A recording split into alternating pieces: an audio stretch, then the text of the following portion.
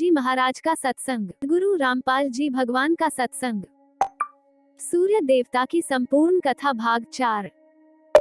भगवान सूर्य ने श्रीमद् भगवद गीता से सच्चा आध्यात्मिक ज्ञान प्राप्त किया। पूर्ण परमात्मा कबीर जी ने सृष्टि रचना के बारे में सर्वप्रथम ब्रह्मा जी को आध्यात्मिक ज्ञान प्रदान किया था कि कैसे आत्माएं कसाई ब्रह्म यानी काल के जाल में फंस गईं। फिर यह ज्ञान अन्य संतों तथा महंतों तक पहुंचा, जिन्हें सच्चिदानंद घन ब्रह्म की अमृत वाणी को सूक्ष्म वेद में लिपिबद्ध किया गया है। का प्रमाण पवित्र श्रीमद् भगवद गीता में भी स्पष्ट है। ज्ञान दाता ने गीता अध्याय 4 श्लोक 1-3 में अर्जुन को उसी शाश्वत भक्ति के बारे में बताया है कि उन्होंने भगवान सूर्य को भक्ति का यह अमर मार्ग दिया। सूर्य देव ने अपने पुत्र मनु से यह बात कही। मनु ने आगे यह ज्ञान अपने पुत्र इक्ष्वाकु को दिया। यह ज्ञान कुछ ऋषियों संतों के पास पहुँचा। इस तरह इस परंपरा को आगे बढ़ाया गया। बाद में यह तत्वज्ञान लंबे समय के लिए गायब हो गया, पर युग से बहुत पहले यह विलुप्त हो गया था। मनु, इक्ष्वाकु आदि सब सतयुग के प्रथम चरण में आए हैं कि तुम मेरे प्रिय मित्र हो, इसलिए मैंने तुम्हें वही ज्ञान दिया जो कि तुम्हें गुप्त रखना चाहिए। 4 कसाई ब्रह्म यानी काल को हमेशा डर रहता है कि यदि जीव आत्मा उसके कुटिल इरादे यानी काल के जाल से परिचित हो जाएंगे तो वे सभी पूर्ण परमात्मा कबीर जी की पूजा करने लगेंगे और काल का लोक खाली हो जाएगा। इसलिए उन्होंने अर्जुन से इस ज्ञान को गुप्त रखने को कहा। नोट, यहाँ सूर्य भगवान सूर्य, जिन्हें आग का गोला भी समझा जाता है, का प्रतिनिधित्व नहीं करता है। वो एक देवता है जिसका नाम सूर्य है, जैसे कुछ के नाम सूर्यकांत, सूरज आदि नाम सूर्यकांत, सूरज आदि। गीता अध्याय 4 श्लोक 4 में अर्जुन गीता ज्ञान दाता अर्थात ब्रह्म काल से पूछता है कि तुम्हारा जन्म इसी समय का है जबकि सूर्य देव का जन्म पहले के समय का। यह कैसे संभव है कि आपने यह ज्ञान सूर्य देव को पहले शुरुआत में। इससे यह सिद्ध होता है कि भगवान सूर्य ने अविनाशी परमात्मा कबीर जी द्वारा भगवान ब्रह्मा को दिया गया आध्यात्मिक ज्ञान प्राप्त किया, जो बाद में सूर्य देव के पास एक पवित्र पुस्तक से। अन्य सबूत यह भी साबित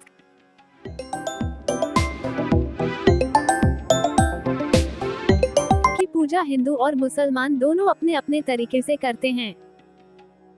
हिंदू और मुसलमान दोनों ही धर्म भगवान सूर्य देव की पूजा करते हैं। संदर्भ पुस्तक गीता तेरा ज्ञान अमृत, पृष्ठ नम। गीता ज्ञान दाता द्वारा भगवद गीता अध्याय 2 श्लोक 46 में कहा गया है कि अर्जुन, जिस प्रकार एक बड़ा जलाशय झील पाकर छोटे जलाशय तालाब में आस्था रह जाती है, वैसे ही पूर्ण भगवान पूर्ण परमात्मा को जानने और उनके तत्व ज्ञान को समझने के बाद अन्य भगवानों जैसे ब्रह्मा, विष्णु, शिव और उनके अधीन अन्य देवताओं जैसे भगवान सूर्य आदि में आस्था रह जाती है। ऐसी ही स्थितियों को भगवान सूर्य के उदाहरण में समझा जा सकता है। एक बार जब कोई साधक यह जान लेता है कि केवल सत्पुरुष परम अक्षर ब्रह्म ही पूजा के योग्य है, तो वे किसी अन्य भगवान जैसे सूर्य देव इत्यादि की पूजा नहीं करना चाहते, क्योंकि उनकी पूजा साधक को मोक्ष प्राप्त करने में मदद नहीं करती है। यह फालतू है। पवित्र हिंदू और मुस्लिम धर्म के भक्त भी अपनी धार्मिक मान्यताओं के अनुसार भगवान सूर्य की पूजा अपने तरीके से करते हैं। महान तत्वदर्शी संत रामपाल जी महाराज अपने आध्यात्मिक प्रवचनों में एक सच्चा उदाहरण देते हैं कि हिंदू दावा करते हैं कि मुसलमान सभी विपरीत अभ्यास करते हैं। हम उगते सूरज की पूजा करते हैं जबकि मुसलमान अस्त होने पर उसकी पूजा करते हैं। विवेचना, दोनों ही धर्म के लोग सही हैं, लेकिन दोनों में विवेक की कमी है। हिंदू उगते हुए सूर्य की पूजा करते हैं और धन्यवाद देते हुए प्रार्थना करते हैं कि हे प्रकाश के देव, हम आपको धन्यवाद देते हैं कि आपने काली रात के बाद चमक प्रदान की, जिसके साथ हम जीवित रहने के लिए अपना काम कर पाएंगे। कृपया हमें इसी तरह आशीर्वाद देते रहें। दूसरी ओर मुसलमान जानते हैं कि हमारे बड़े भाइयों अर्थात हिंदुओं ने हम सभी के कल्याण के उद्देश्य से उगते सूरज को धन्यवाद दिया है, इसलिए हमें डूबते हुए सूर्य देव को धन्यवाद देना चाहिए। इसलिए मुसलमान भाई डूबते हुए सूर्य को धन्यवाद देते हुए प्रार्थना करते हैं कि हे प्रकाश देने वाले सूर्य, आपने सभी जीवों को चमक प्रदान करके महान दया की। हम आपके आभारी हैं। आप कल फिर हमें ऐसे ही आशीर्वाद दें। आप भी कबीर अल्लाह की रचना हैं और हम भी उनकी ही संतान हैं। वास्तव में न तो हिंदू सूर्य देव की पूजा करते हैं और न ही दोनों पूर्व पश्चिम की ओर मुंह करके सूर्य देव से प्रार्थना करते हैं। हिंदू सुबह भगवान सूर्य की पूजा करते हैं और मुसलमान शाम को भगवान सूर्य की पूजा। तथ्य, सभी को पूर्ण भगवान परम अक्षर ब्रह्म सत्पुरुष शब्द स्वरूपी राम की ही पूजा करनी चाहिए। अन्य देवताओं, देवदूतों जैसे भगवान सूर्य का केवल सम्मान किया जाए। प्रभु प्रेमी भोले भक्त हमेशा परमात्मा की तलाश में भटकते रहते हैं। जिस दिन से आत्माएं सुखदाता कबीर परमात्मा से अलग हो गई हैं, हर प्राणी अशांति में है और शांति और सुख ब्रह्म काल कुटिल है और निरपराध साधकों को तीर्थयात्रा जैसी मनमाना पूजा करने की अनुमति देकर गुमराह करता है। आइए आगे जानते हैं कि अश्व तीर्थ और भानु सूर्य देव को समर्पित पंचवटी आश्रम की स्थापना कैसे हुई और इसका आध्यात्मिक महत्व क्या है। भगवान सूर्य देव के तीर्थ की स्थापना।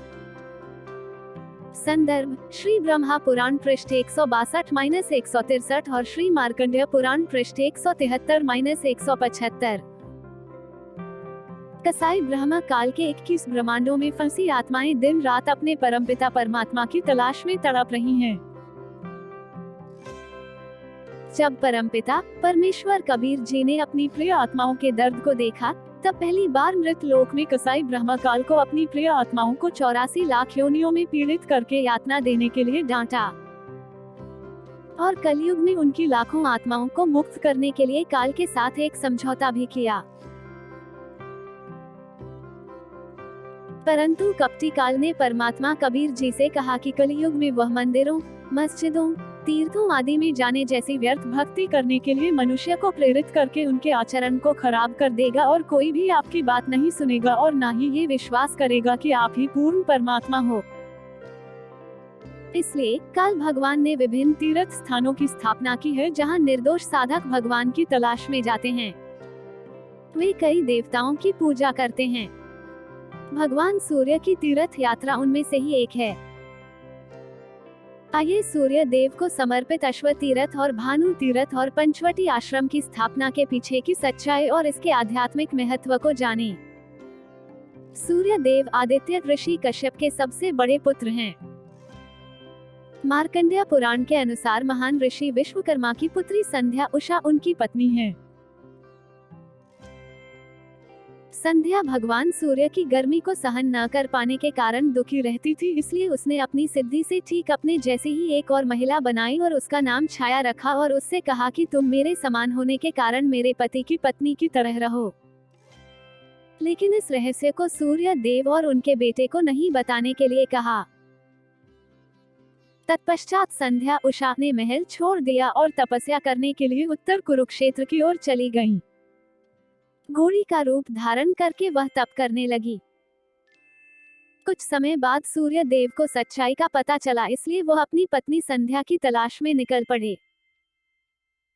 उन्होंने घोड़े का रूप धारण कर लिया और अपनी पत्नी के साथ संबंध बनाने की चेष्टा करने लगे। संध्या ने भगवान सूर्य को नहीं पहचाना और अपने सम्मान को बचाने के लिए उसने बचने की कोशिश की और वहां से भाग गई और गौतमी नदी के तट पर पहुंच गई। सूर्य देव ने संध्या की पहचान की और संबंध बनाने के लिए बेताब हो गए, इसलिए जबरदस्ती संध्या को संबंध बनाने के लिए मजबूर किया। लेकिन जबरदस्ती शारीरिक संबंध बनाने के गलत तरीके के कारण अश्वनी कुमार के नासत्य और दस नामक 2 पुत्रों का जन्म शाप संध्या के मुख से हुआ। सूर्य देव के गिरे हुए वीर्य से एक और तीसरा पुत्र उत्पन्न हुआ, जिसका नाम रेवंत रखा गया। तत्पश्चात वह स्थान सूर्य देव की याद में अश्वतीर्थ, भानुतीर्थ और पंचवटी आश्रम के नाम से प्रसिद्ध हुआ। यहाँ अनेक देवों और तीर्थों का पृथक पृथक समागम होता है। नोट: निर्दोष साधकों के बीच गलत धारणा यह है कि इस तीर्थ यात्रा से उनके गुणों में वृद्धि होगी, उन्हें जीवन में सुख समृद्धि मिलेगी और पापों से मुक्ति मिलेगी। इस स्थान में स्नान, दान और कीर्तन करने से साधकों को कई गुण प्राप्त होंगे। ऐसा माना जाता है कि पूर्वोक्त संगम में लगभग 27,000 तीर्थ यात्रियों का समुदाय है। विचार करें, क्या सूर्य देव की स्मृति में स्थापित ऐसे तीर्थ की यात्रा से साधकों को कोई लाभ होगा? क्या सूर्य देव ने स्वयं मोक्ष प्राप्त किया था? क्या उनकी पत्नी छाया और उनके बच्चों को मोक्ष की प्राप्ति हुई? क्या इस तीर्थ में दर्शन और पूजा करने से भगवान सूर्य के भक्त मोक्ष प्राप्त कर लेंगे? कलयुग में जीवात्माओं को भ्रमित रखने के उद्देश्य से इन तीर्थों, मंदिरों, मस्जिदों आदि की स्थापना की गई है, लेकिन सवाल यह है कि वहाँ भगवान के दर्शन करने का क्या मतलब है। आगे जानने के लिए आगे पढ़ते हैं। क्या भगवान सूर्य की पूजा से साधकों को कोई लाभ मिलता है? क्या इस तरह की पूजा किसी पवित्र ग्रंथ से होती है?